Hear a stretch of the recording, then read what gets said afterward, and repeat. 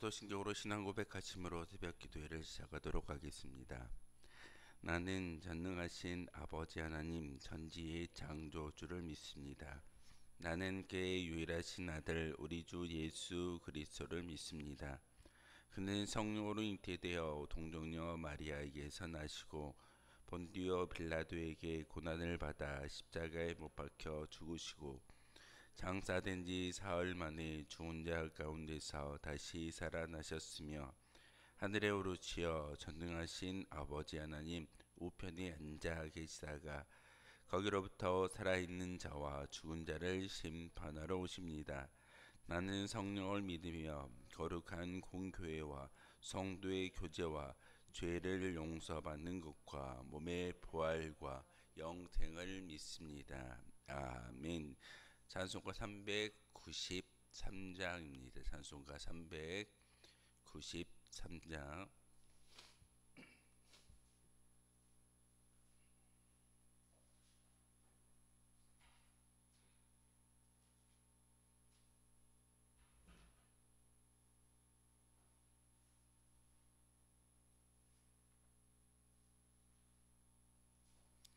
찬송가 393장입니다.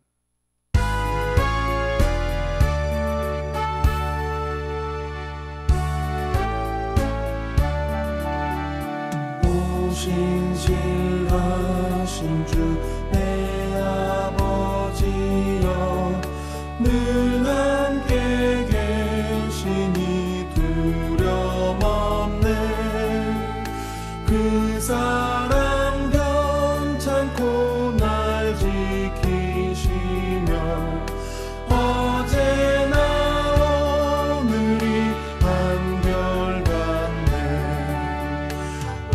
신실하신 주, 오 신실하신 주, 날마다 자비를 베푸시며 일용할 모든 것 내려주시니 오 신실하신 주, 나의 구주.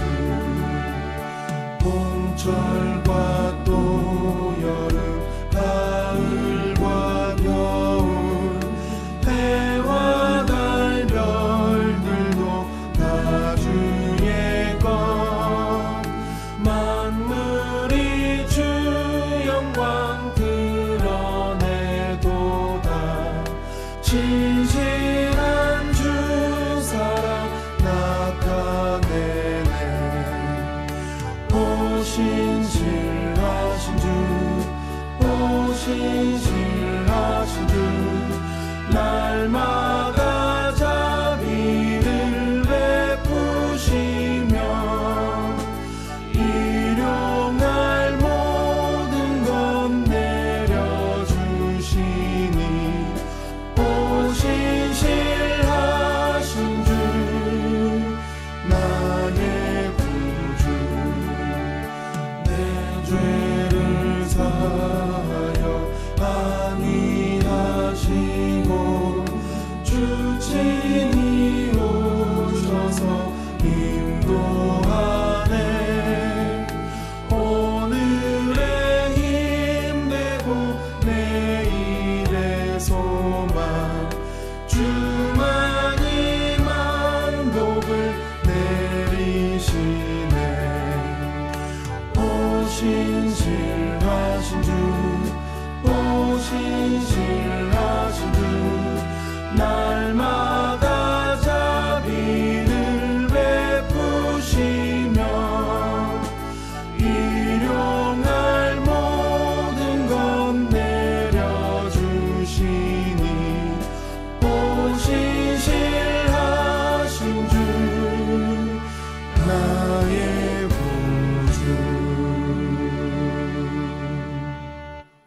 함께 보실 하나님의 말씀은 시편 75편의 말씀입니다.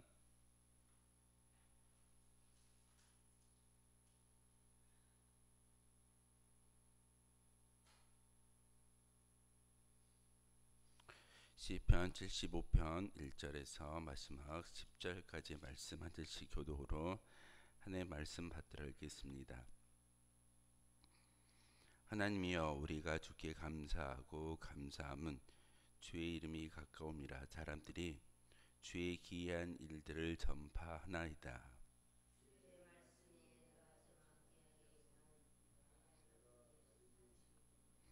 땅의 기둥은 내게 세웠거니와 땅의 그 모든 주민이 소멸되리라 하시도다.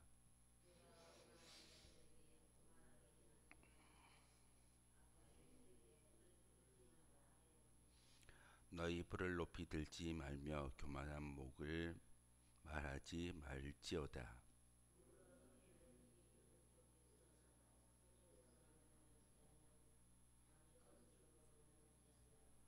오직 재판장이신 하나님이 이를 낮추시고 저를 높이시느니라.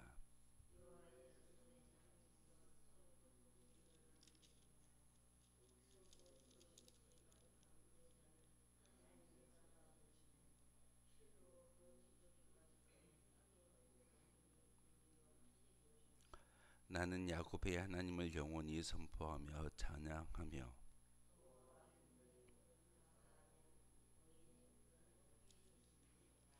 아멘. 75편의 말씀도 고난 중에 있는 이스라엘 역사 가운데 하나님께서 친히 역사하시면 그 고난이 진멸되어지고 소멸되어지며 결국은 이스라엘 나라 가운데 하나님의 공의가 선포되어진다라는 그런 말씀을 바로 75편을 통해서 다시 한번 희망의 찬송의 시를 하나님께 올려드리고 있습니다. 오늘도 역시 아삽의 시라고 기록되어져 있지만 아삽은 하나님의 장막에서 하나님의 법궤 앞에서 찬양대를 이끌었던 레위 지파의 사람입니다. 찬양대를 이끌고 지휘를 했던 그 아삽이 하나님께 올려드리는 찬송의 시는 바로 어려움을 당하고 고난 가운데 있다 할지라도 하나님은 그들과 함께 계신다라는 그런 진리의 말씀을 다시 한번 75편을 통해서 우리에게 말씀을 전하고 있습니다. 이스라엘의 역사를 볼 때 그들은 하나님의 공의가 바로 미래의 심판에 성취될 것이다 라는 것을 굳게 믿고 있던 민족입니다. 하나님, 우리 민족이 하나님을 선택하여 주셨고 특별히 하나님의 율법을 맡겨주신 선민이 우리입니다. 그러기에 우리가 지금은 이방 나라에 의해서 고난을 당하고 있지만 결국은 하나님의 공의가 선포되어질 수 있습니다 라는 것이 바로 오늘 시의 주된 내용입니다. 그러면서 오늘 시는 이러한 어떤 사상의 입각에서 하나님이 온 세상을 다스리는 분이심을 선포하고 있음을 다시 한번 우리에게 말하고 있습니다. 우리가 불러드렸던 찬송가처럼 오신실하신 주님, 바로 사계절을 주관하시고 모든 것들을 역사하시는 분이 바로 하나님이신 것을 우리의 찬송을 통해서 하나님께 믿음의 고백을 올려드리고 있습니다. 오늘 시편도 이와 같이 하나님께서 이 자연 만물 가운데 역사하시고 기이한 일들을 선포하시기에 결국은 우리는 세상에 그 어떤 어려움이 있다 할지라도 하나님을 바라보면서 하나님이 주시는 은혜와 은총 가운데 살아갈 수 있습니다 라는 것이 오늘 시편의 내용의 주제입니다. 1절을 보시면 하나님이여, 우리가 주께 감사하고 감사함은 주의 이름이 가까움이라 사람들이 주의 기이한 일들을 전파한다 라고 말씀을 전하고 있습니다. 하나님께 가까이 간다라는 것은 우리가 어디에 있다 할지라도 하나님을 불러 인정해 드리는 믿음의 고백이 있어야 된다라는 그런 아삽의 권면이기도 합니다. 주님께 가까이 갈 수 있는 방법이 무엇이겠습니까? 바로 하나님은 하늘 보좌에 계신다라고 우리가 여기고 있지만 우리가 기도하는 그 순간 우리에게 찾아와 주시고 우리와 함께 하시는 분이십니다. 예수님께서 승천하시기 전에 제자들에게 내 이름으로 모인 두세 사람이 모인 그 자리가 있다면 내가 그 자리에 가서 너희들을 만나 줄 것이다 라고 예수님께서 말씀하셨습니다. 이처럼 하나님을 찾는 자들에게는 하나님과 가까이 할 수 있는 은혜가 주어진다라는 것이 1절의 말씀이기도 합니다. 2절의 말씀에 보면 주의 말씀이 내가 정한 계약이 이르면 내가 바르게 심판한다라고 말씀을 전하고 있습니다. 하나님의 심판은 인간의 어떤 주권에 달리는 것이 아니라 철저히 하나님의 주권에 달려 있습니다. 하나님이 정한 시간에 하나님께서 응답하시고 하나님께서 이 모든 것들을 책임져 주신다라는 것이 오늘 2절의 말씀의 고백이기도 합니다. 이스라엘 백성들이 400년 동안 애굽에서 종노릇하다가 출애굽이라는 놀라운 역사를 경험하게 됩니다. 그리고 광야에서 40년의 그 훈련을 받았던 이유가 무엇이겠습니까? 그 기간을 아무도 알지 못합니다. 하지만 하나님께서 기한을 정하여 두셨고 그 정한 기간에 합당한 하나님의 뜻이 이루어졌을 때 그들에게 믿음의 결과와 또한 하나님의 역사를 증거하시는 것이 하나님의 절대 주권임을 우리에게 말씀하고 있습니다. 3절의 말씀을 통해서 땅의 기둥은 내게 세웠거니와 땅의 그 모든 주민이 소멸된다라고 말씀하고 있습니다. 땅의 기둥이 무엇일까요? 사실 세상의 많은 가치와 세상의 많은 기준들입니다. 세상은 물질이 많고 건강하고 승승장구하는 것이 세상에서 성공한 사람이라고 이야기를 하고 있습니다. 이게 바로 땅의 기둥입니다. 하지만 하나님의 기둥은 하나님의 기준은 그렇게 말하지 않습니다. 연약할지라도 부족할지라도 정결한 마음을 가지고 하나님께 나아갈 수만 있다면 그 모든 것을 통해서 하나님께서는 합력하여 선을 이루시는 분이다라고 우리에게 가르침을 주고 있습니다. 내가 연약하기 때문에 능력을 발휘하지 못하는 것이 아니라 내가 믿음이 없기 때문에 능력을 발휘하지 못한다라는 것을 다시 한번 기억해야 합니다. 우린 여전히 땅의 기준을 참 많이, 땅의 기둥을 많이 바라보면서 세상의 가치를 우리 교회 안으로 가지고 오려고 하는 그런 어떤 사상도 많이 있는 것이 우리의 모습입니다. 하지만 하나님은 철저히 오늘 시편을 통해서 땅의 기둥이 아니라 하나님의 기둥으로 하나님의 기준으로 살아가라고 우리에게 권하고 있습니다. 그러면서 내가 오만한 자들에게 오만하게 행하지 말라 하며 악인들에게 뿔을 들지 말라 하였노라라고 말씀을 전하고 있습니다. 시편 1편을 통해서 복 있는 사람이 어디 앉은다라고 말씀을 전하고 있던가요? 하나님과 가까이 하고 하나님의 말씀을 주야로 묵상하는 자가 복 있는 사람이라고 이야기하면서 오만한 자와 함께하지 않는다라는 것이 우리에게 주어진 말씀입니다.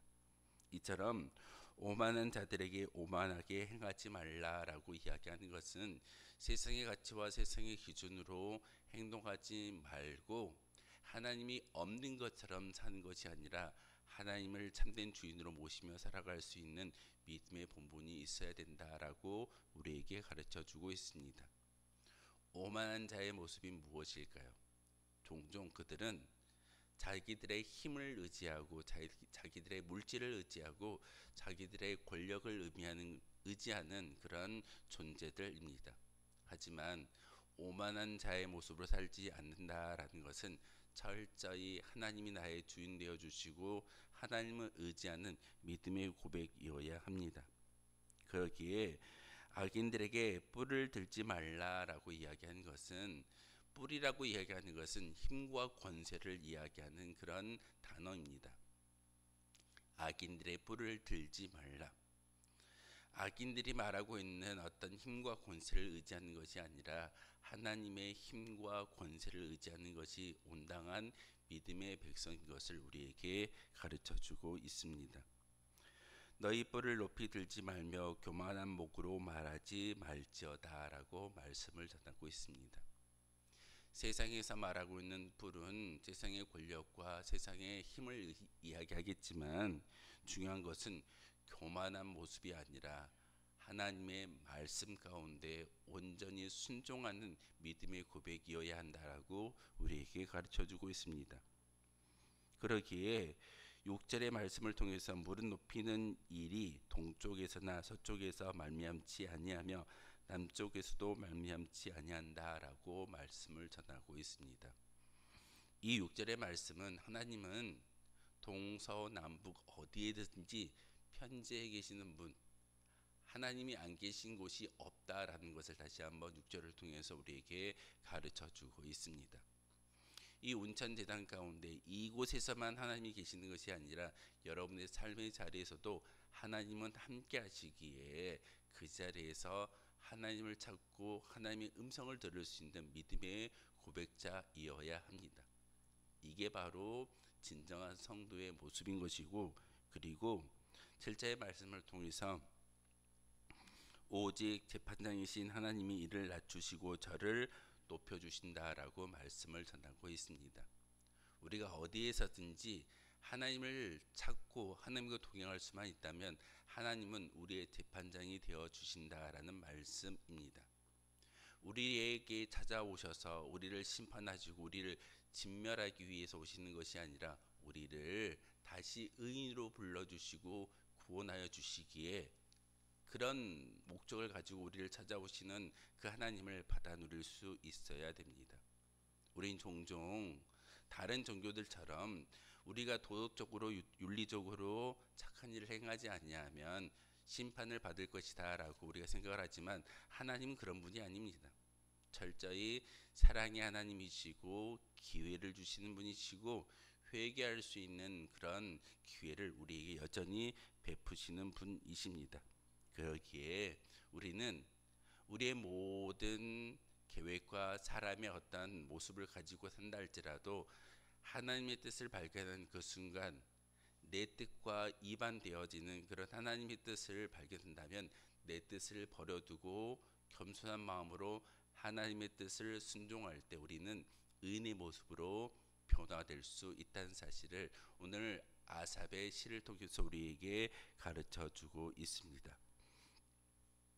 9절의 말씀에 나는 야곱의 하나님을 영원히 선포하며 찬양하며 또 악인들의 뿔을 다 베고 의인의 뿔을 높이 든다라고 아삽이 이 시의 말미에 이렇게 찬송하고 있습니다. 왜 하필이면 야곱의 하나님일까요? 하나님은 야곱을 통해서 나라를 만드셨습니다. 나라를 만드셨고 구원의 길을 바로 그 이스라엘 민족을 통해서 허락해 주셨습니다. 그러기에 세상의 기둥, 세상의 어떤 힘과 권세를 의지하는 것이 아니라 철저히 하나님을 의지하는 믿음의 고백을 가지고 살아갈 때 우리의 모든 것들을 내려놓고 우리가 의인으로 바뀌어질 수 있는 은혜가 바로 이 말씀 가운데 이 신앙의 고백을 통해서 우리에게 주어진다라고 기록하고 있습니다.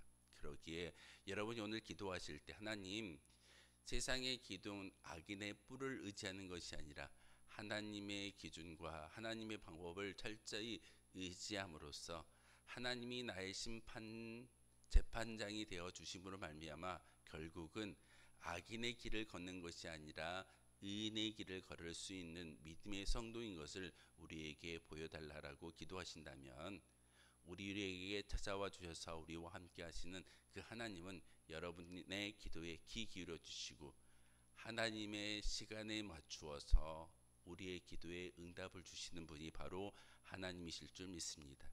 다시 한번 기도하실 때 그 기도를 통해 하나님을 찾을 수 있는 저와 여러분 되어 주시기를 주님의 이름으로 기도하겠습니다.